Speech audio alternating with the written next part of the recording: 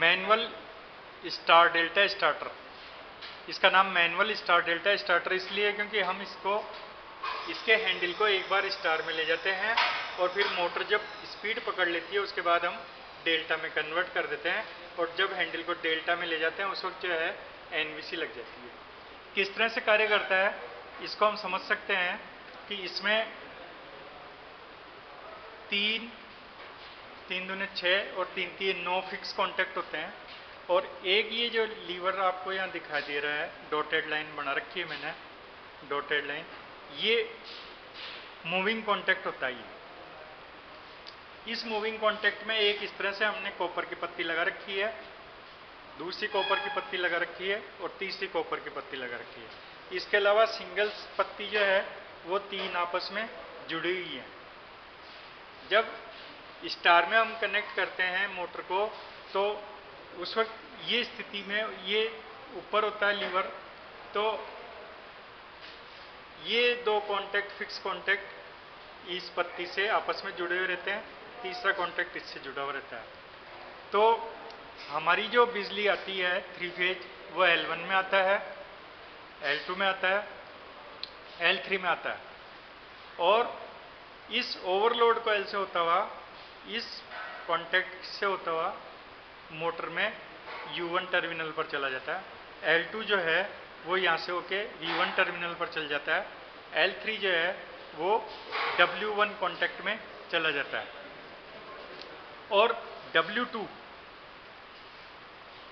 U2 से और V2 से शॉर्ट हो जाता है। तो U2, V2 और W2 आपस में शॉर्ट हो जाते हैं, तो इस तरह से हमारे मोटर के कनेक्शन स्टार में हो जाते हैं। जब मोटर स्पीड पकड़ लेती है तो हम इस लीवर को चेंज ओवर करके विपरीत दिशा में ले जाते हैं। उस वक्त जो है हमारी लाइन यहाँ आती है, ओवरलोड कॉइल से आती है और इस 3 पत्तियों में आ जाती है यहाँ, और ये 3 पत्तियाँ इन तीनों के साथ में जुड़ जाती हैं, तो U1 W1 को L1 फेज मिल जाता है। इसी तरीके से L2 फेज जो है वो इस पत्ती में होके यहाँ आता है, और ये पत्ती जो है इन तीनों को संपर्क कर लेती है, तो V1 U1 U2 और L2 फेज V1 और U2 को चला जाता है।